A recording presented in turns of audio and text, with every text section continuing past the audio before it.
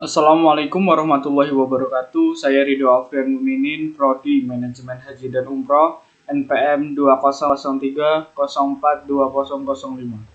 Di sini saya akan menerangkan sedikit tentang konsep wara, juhud, dan mujahadah. Langsung saja, yang pertama yaitu pengertian wara. Secara bahasa, wara adalah menghindari diri dari perbuatan dosa atau menjauhi hal-hal yang tidak baik dan subhat. Sedangkan menurut para sufi, wara yaitu menghindari segala yang tidak jelas antara halal dan haram. Menurut Ibrahim bin Adam berkata, wara adalah meninggalkan setiap perkara syubhat atau yang masih samar, termasuk pula meninggalkan hal-hal yang tidak bermanfaat untukmu. Yang dimaksud adalah meninggalkan perkara mubah yang berlebihan. Sa'd at-Turi berkata bahwa seorang tidaklah dapat mencapai hakikat iman hingga ia memiliki 4 sifat. Yang pertama yaitu menunaikan amalan wajib dengan disempurnakan amalan sunnah. Yang kedua, makan makanan halal dengan sifat wara.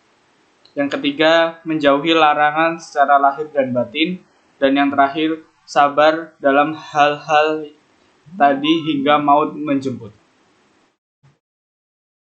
Selanjutnya yaitu manfaat wara. Adapun manfaat wara yaitu sebagai berikut. Yang pertama, terhindar dari azab Allah Subhanahu wa taala. Pikiran menjadi tenang dan hati menjadi tentram. Yang kedua, menahan diri dari hal yang dilarang. Yang ketiga, tidak menggunakan waktu untuk hal-hal yang tidak bermanfaat. 4. Mendatangkan cinta Allah Subhanahu wa taala karena Allah Subhanahu wa taala mencintai orang-orang yang wara. Yang kelima, membuat doa dikabulkan karena manusia jika mensucikan makanan, minuman, dan bersikap wara, lalu mengangkat kedua tangannya untuk berdoa, maka doanya akan segera dikabulkan. Yang keenam, mendapat keridhaan Allah Subhanahu wa taala dan bertambahnya kebaikan. Dan yang terakhir, terdapat perbedaan tingkatan manusia di dalam surga sesuai dengan perbedaan tingkatan wara mereka. Yang kedua yaitu juhud. Juhud menurut istilah yaitu menghindari, menjauhkan diri dan dari dampak negatif kehidupan dunia. Dengan konsep juhud, seseorang akan mendapat energi untuk senantiasa berhati-hati dengan kehidupan dunia. Karena kehidupan dunia ini banyak mengandung ujian. Ketika konsep ini dipahami dan dihayati, maka ia akan terus melangkah meniti Shirathul Mustaqim. Cita-cita dan harapan serta paradigma berpikirnya akan jauh menjangkau kepada hari keabadian. Ia tidak silau dengan gemerlap duniawi sebab akhirat itu lebih baik dan kekal. Yang ketiga yaitu mujahadah. Mujahadah secara bahasa yaitu ta'rif. Definisi mujahadah menurut arti bahasa, syar'i dan istilah ahli hakikat sebagaimana dimuat dalam kitab Jami'ul Usul fil Auliya, yaitu arti mujahadah menurut bahasa adalah perang. Menurut aturan syara adalah perang melawan musuh-musuh Allah, dan menurut istilah ahli hakikat adalah memerangi nafsu amarah bisu dan memberi beban kepadanya untuk melakukan sesuatu yang berat baginya yang sesuai dengan aturan syara atau agama.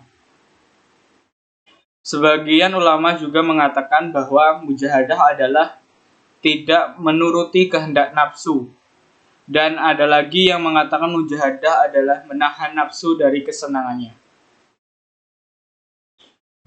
Sedangkan mujahadah secara umum yaitu berjuang bersungguh-sungguh, berperang melawan musuh.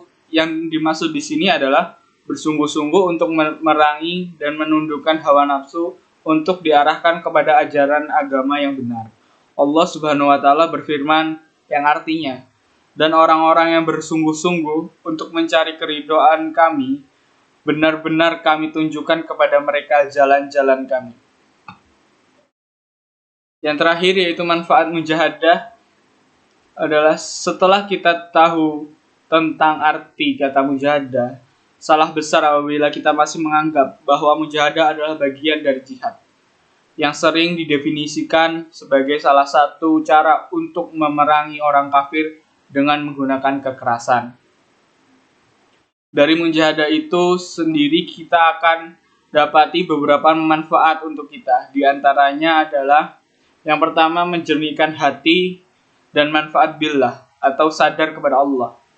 Yang kedua, memperoleh hidayah taufik dari Allah Subhanahu wa taala, syafaat tarbiyah Rasulullah sallallahu alaihi wasallam.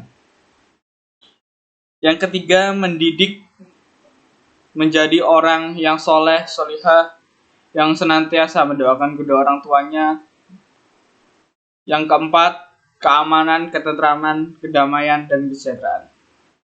Terima kasih. Mohon maaf jika ada salah kata, hanya itu yang dapat saya sampaikan. Wassalamualaikum warahmatullahi wabarakatuh.